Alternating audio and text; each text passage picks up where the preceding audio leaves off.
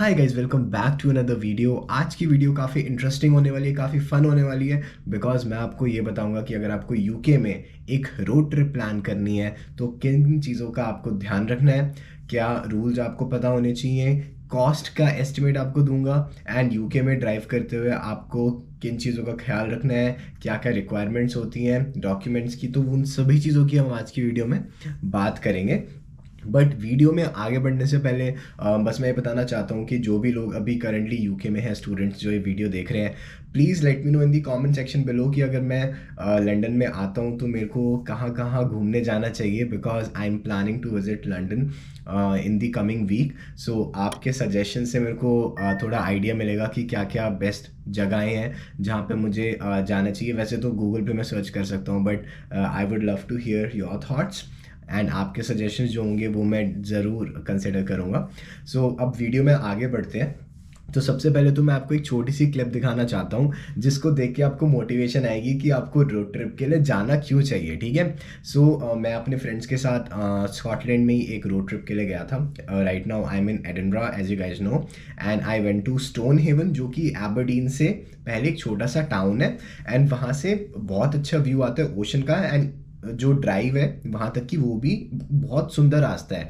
तो जैसे कि आपको अभी वीडियो में दिख रहा होगा, अभी मेरा फ्रेंड रमन कार ड्राइव कर रहा है।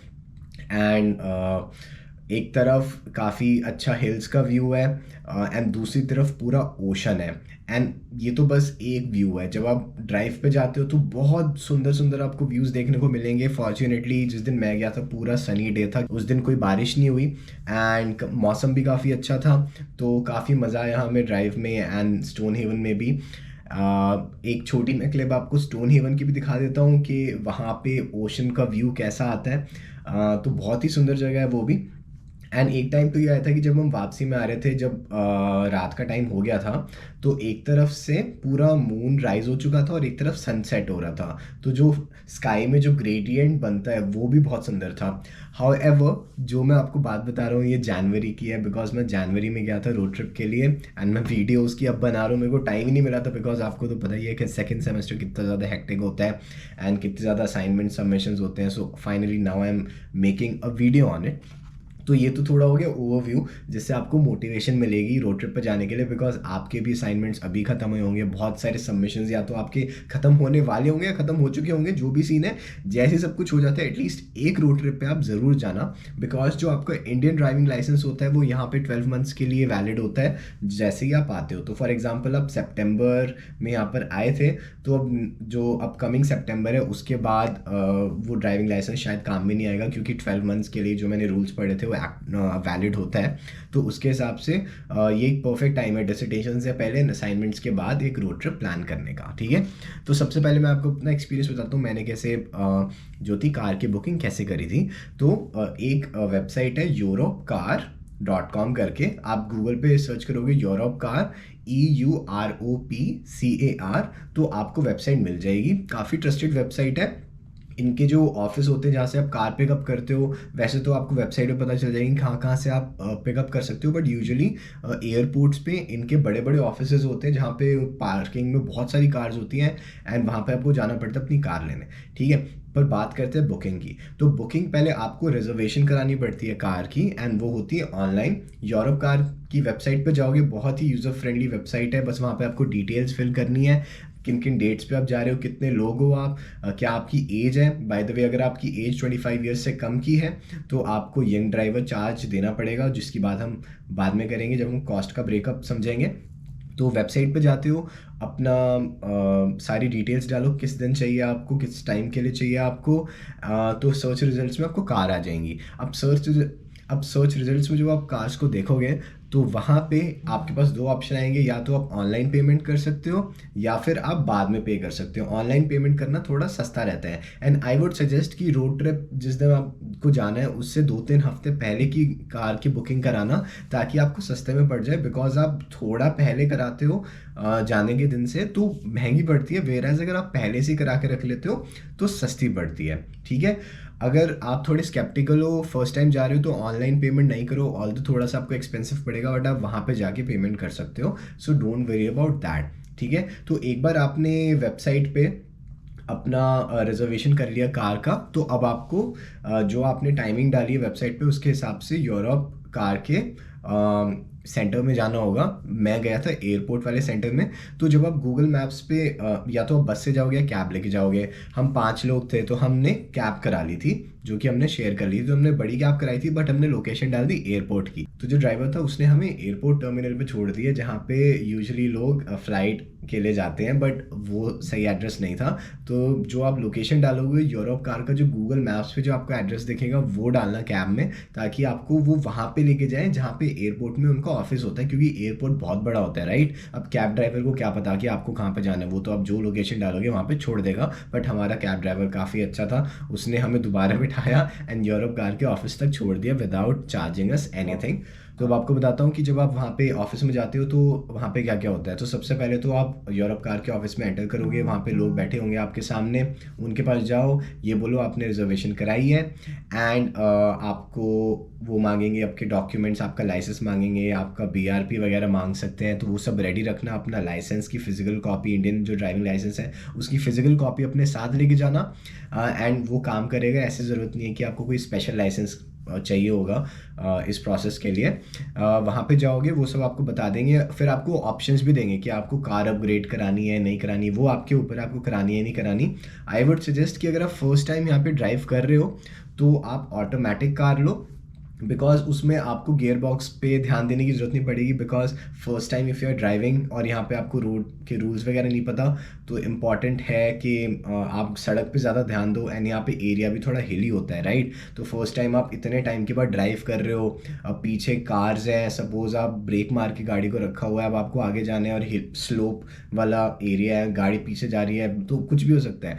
तो आई वुड सजेस्ट कि आप पहली बार ड्राइव कर रहे हो तो ऑटोमेटिक करो। पहले कभी ऑटोमेटिक ड्राइव नहीं करी, फिर भी ऑटोमेटिक ड्राइव करना काफ़ी आसान होता है। मैंने भी कभी ऑटोमेटिक कार इससे पहले ड्राइव नहीं करी थी, बट फर्स्ट टाइम में मेरे को आ गया था, कोई इश्यूज़ नहीं हुए थे। तो आई वुड सजेस्ट कि ऑटोमेटिक लो। थोड़ा सा एक्सपेंसिव पड़ेगा, बट आपके लिए रिलीफ होगा, आपका ये एक्सपीरियंस थोड़ा और बेटर हो जाएगा, एंड आप रोड ट्रिप को ज़्यादा इन्जॉय कर पाओगे फर्स्ट टाइम। ठीक है, बट इट्स योर चॉइस, आपको करना क्या है। खैर, वहाँ पे उन्होंने हमें ऑप्शंस दिखाए, फिर हमने जो कार की जो बुकिंग थी उसके हिसाब से जो हमें पेमेंट वगैरह करनी थी वो करी। अब मैं आपको एक बार कॉस्ट का ब्रेकअप बता देता हूँ। तो ये डॉक्यूमेंट मुझे वहाँ से मिला था जिस पे हमारा पूरा बिल है। तो जो कार का टोटल बिल था वो एक दिन का बता रहा हूँ मैं, एक दिन में ही आना जाना दोनों, वो था £200 प्लस 20% टैक्स। तो ये हो गया था अप्रॉक्सीमेटली 243 GBP। अब इसमें कुछ कुछ चीज़ें जो मैं आपको आगे जाके बताऊंगा कि इसमें थोड़ा हमने कम कैसे कराया था। तो सबसे पहले तो यू माइट थिंक कि ये बहुत ज़्यादा है।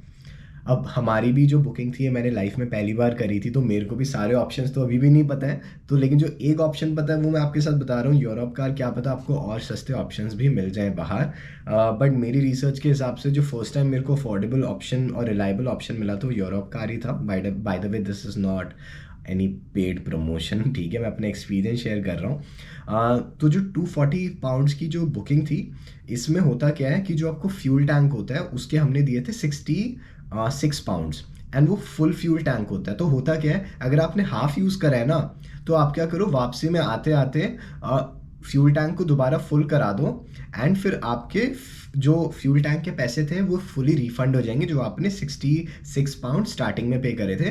बिकॉज या तो ये होता है फुल टैंक करा के जाओ एंड गाड़ी वापस कर दो, या फिर आप फुल टैंक करा के जाओ, वापस आने से पहले दोबारा फुल टैंक करा के दो, एंड फिर यहाँ पे आके फुल टैंक के पैसे रिफंड मांग लो। जो हमारी ट्रिप थी उसमें बस 50% हमने फ्यूल ही यूज़ करा था, तो हमने दोबारा से उसको रिफ्यूल करा दी 50%, एंड फिर 100% यूरोप कार से फ्यूल के पैसे रिफंड में मांग लिए। तो जब हमने यूज़ ही 50% करा तो हम पूरे फ्यूल के पैसे क्यों देते, राइट। तो ये तो चीज़ थी फ्यूल की। बाकी इसके अंदर आपको लाइसेंस फ़ी देनी पड़ती है £3, रोड साइड असिस्टेंस होती है, इंश्योरेंस होता है, एंड आपकी एज रिस्ट्रिक्शन के चार्जेस, अगर आपकी 25 ईयर्स से कम की एज है तो उस पर £40 एक्स्ट्रा चार्ज करते हैं। तो आपके साथ ग्रुप में कोई है जो 25 ईयर्स से ज़्यादा का है तो उनसे पूछ लेना, वो अपने लाइसेंस पे कार ले सके तो £40 आपके बच जाएंगे इस तरह से। तो ऐसे ऐसे करके हमारा £243 में गाड़ी हुई, लेकिन इसमें हमारे £30 फ्यूल के बच गए, तो अप्रॉक्सीमेटली £210 को हमारा टोटल पड़ा। बट वो भी 5 लोगों में डिवाइड हो गया तो एक्सपेंस कम आ गया, ठीक है। लेकिन इसमें आपको एक और चीज़ ध्यान में रखनी है जो मुझे नहीं पता थी। जब आप वहाँ पर जाते हो तो आपको कार का डिपॉजिट भी पे करना पड़ता है, एंड दैट वाज £250 एक्स्ट्रा। तो ये काफ़ी शौक था। वैसे तो मुझे समझ जाना चाहिए था कि डिपॉजिट जैसी चीज़ होगी वहाँ पे, बट मैंने ध्यान नहीं दिया था, एंड हमें वहाँ पे ऑन द स्पॉट £250 एक्स्ट्रा पे करने पड़े थे डिपॉजिट। तो £243 गाड़ी के पैसे एंड £250 डिपॉजिट, सिक्योरिटी डिपॉजिट जो देना पड़ता है। तो ऐसे करके आप टोटल लगा लो £493 का हमारा टोटल खर्चा बैठ गया था, जो कि 5 लोगों में डिवाइड हुआ था उस टाइम। बट जो कार का डिपॉजिट होता है 5 से 6 वर्किंग डेज़ में रिफ़ंड हो जाता है, जो भी आप डिपॉजिट पे करते हैं सिक्योरिटी डिपॉजिट। अगर गाड़ी में कोई आपने दिक्कत ना करी हो, कोई स्क्रैच वगैरह ना आया हो या कोई भी दिक्कत ना आई हो, तो वो आपको 5 से 6 डेज़ में रिफ़ंड कर देते हैं। ये तो होगी जो आपको पेमेंट करनी है वहाँ पे, एंड जो डिपॉजिट आपको पे करना है। इंडियन लाइसेंस मैंने आपको बताया 12 मंथ्स के लिए वैलिड होता है, तो इंडियन लाइसेंस पे आपको गाड़ी मिल जाएगी। बाय द वे, एक कार में यूजुअली 5 लोग ही बैठ सकते हैं, एंड 5 से ज़्यादा बैठाना इलीगल होता है। तो कोशिश करो आप 5 या 5 से कम लोग ही अपनी ट्रिप प्लान करो। 6 लोग फिट भी हो रहे हो तो मत करना, बिकॉज वो लीगल नहीं होगा। एंड करना भी हो तो पहले फ़ोन करके कस्टमर सपोर्ट से बात कर लेना कि ये अलाउड होता है कि नहीं, ठीक है। इसके बाद आपको एक और चीज़ बतानी थी कि मेरे एक फ्रेंड ने कार हायर करी थी, बट उनका ना गाड़ी में एक्स्ट्रा टायर नहीं था, तो टायर पंचर हो गया था, तो उनको काफ़ी प्रॉब्लम आई थी। तो आप कार लो तो ये भी चेक कर लो कि कार में एक और एक्स्ट्रा टायर हो, तो इन केस आपका टायर पंचर हो जाए तो आप चेंज कर पाओ without any issues. All right, जो कार हमने ली थी, मेरे को उसका नाम याद नहीं आ रहा, बट वो काफ़ी ही ज़्यादा नई कार थी, एकदम टॉप कंडीशन में थी। ड्राइव करने का एक्सपीरियंस बहुत ही अच्छा था, साउंड सिस्टम बहुत अच्छा था, एयर कंडीशनर अच्छे से काम कर रहा था, गाड़ी की परफॉर्मेंस अच्छी थी। जो फ़ोटो है वो मेरे पास होनी चाहिए, मैं अटैच कर दूंगा अगर मेरे पास होगी, तो आपको स्क्रीन पे अभी दिख रही होगी अगर मेरे पास फ़ोटो होगी तो। ये कार हमने ली थी, बहुत अच्छी कंडीशन में थी, बिल्कुल नई कार थी, और ऑटोमेटिक कार ली थी हमने। एंड अब बात आती है पहली बार यूके में ड्राइव करने का। तो यहाँ पे देखो, ड्राइव जब आप करोगे तो आपको 2-3 चीज़ों के ध्यान रखने हैं। पहली बात तो जब आप ड्राइव करते हो तो आपको स्पीड लिमिट का बहुत ध्यान रखना है, क्योंकि यहाँ पे स्पेसिफिक स्पीड लिमिट्स होती हैं हर अलग तरह की रोड की। तो उसका बहुत इजी तरीका है कि जहाँ पे भी आपको जाना है वो डेस्टिनेशन गूगल मैप्स पे डाल लो, एंड गूगल मैप्स पे जब आप ड्राइव कर रहे होते हो तो वहाँ पे ऑटोमेटिकली आपको हर रोड का स्पीड लिमिट दिखाता है कि ये स्पीड लिमिट है, तो उसके हिसाब से आप ड्राइव कर सकते हो। पहली चीज़ होगी स्पीड लिमिट। दूसरी चीज़ स्पीड लिमिट से रिलेटेड है कि यहाँ पे सिक्योरिटी कैमराज होते हैं, वो भी आपको गूगल मैप्स में जब आप नेविगेशन ऑन करोगे तो दिख जाएगा कि यहाँ यहाँ सिक्योरिटी कैमराज हैं। तो आप सिक्योरिटी कैमराज से पास कर रहे हो तो प्लीज़ मेक श्योर कि वहाँ पे आपकी जो स्पीड लिमिट है गाड़ी उसके अंदर चल रही हो। एंड लेन्स जो हैं वो आपको ऐसे अंधाधुंध चेंज नहीं करनी, सीधा ड्राइव करना है without switching lens very often. जब तक ज़रूरत नहीं पड़ती है तो आराम से ड्राइव करो। यहाँ पे सड़क पे ज़्यादा भीड़ भाड़ तो होती नहीं है, जब आप सिटीज़ के बीच में ट्रैवल कर रहे होते हो, हाईवेज़ होते हैं लंबे लंबे, आराम से ड्राइव करते जाओ। और तो यहाँ पे तेज़ ड्राइव करना बहुत ज़्यादा आसान है, क्योंकि इतनी लंबी सड़क है, खाली है, तो आपको मन करेगा, बट ऐसा मत करना, क्योंकि कई बार क्या होता है कि आपके जो पीछे के लोग हैं अगर वो देखें कि आप अच्छे से ड्राइव नहीं कर रहे हो तो वो भी पुलिस को फ़ोन कर सकते हैं, एंड ट्रैफिक पुलिस आ सकती है आपको देखने कि आप सही से ड्राइव क्यों नहीं कर रहे हो। तो ये भी चीज़ आपको बतानी थी।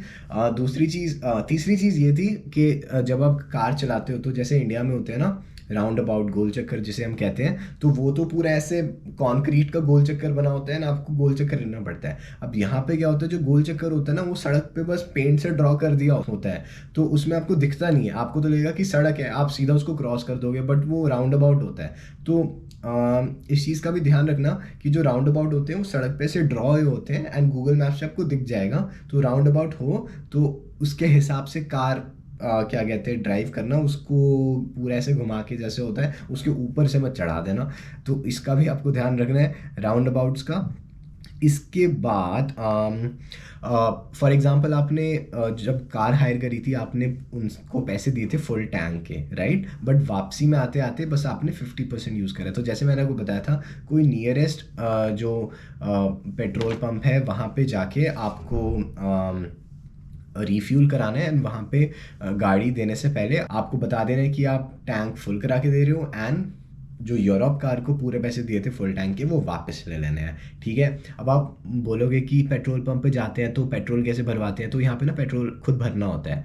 तो उसका ये तरीका होता है कि पेट्रोल पंप में आप जाते हो, कार पार्क करो, वहाँ पे एक छोटा सा स्टोर होगा, उसके अंदर जाओ, उनको बोलो कि इस पंप के सामने आप खड़े हो और आपको इतना पाउंड्स का फ्यूल डलवाना है या जो भी है, उनसे जाके बात कर लो एंड फिर आप उनको अंदर बताओगे एंड फिर वो आपको बताएंगे कि कैसे पेट्रोल डलवाना है। तो वहाँ पे कोई स्टाफ नहीं होता, आपको अंदर जाके बात करनी होती है एंड फिर आपको बताएंगे कैसे कैसे सब होता है। तो वो अंदर जाके पूछ लेना, आपको बता देंगे, खुद से ही पेट्रोल डालना होता है एंड फिर जाके पैसे देने होते हैं जो आपका बिल बनता है। तो ये तो हो गया रिफ्यूल कराने का। एंड इसके बाद जब आप वापसी में आते हो तो क्या कहते हैं, यूरोप कार के वहीं आपको गाड़ी वापस करानी होती है। गाड़ी जब आप वापस कराते हो तो अपने पास भी सारी फ़ोटोग्राफ्स खींच के रखो ताकि आप बता सको, प्रूव कर सको इन फ्यूचर कि आपकी तरफ से गाड़ी में कोई भी डैमेज नहीं हुआ था। अंदर की, बाहर की, हर तरफ की फ़ोटोज़ खींच के रख लो, वीडियो भी बना लो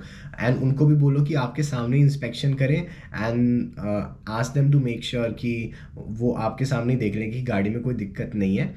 बिकॉज अगर गाड़ी में कोई दिक्कत हो तो क्या पता आपके डिपॉजिट से पैसे काट लें। तो उनके सामने ही पूरी प्रोसेस ख़त्म कराओ। ऑल्दो हमने तो एक ही दिन की ट्रिप करी थी, सेम डे गए थे, सेम डे आए थे।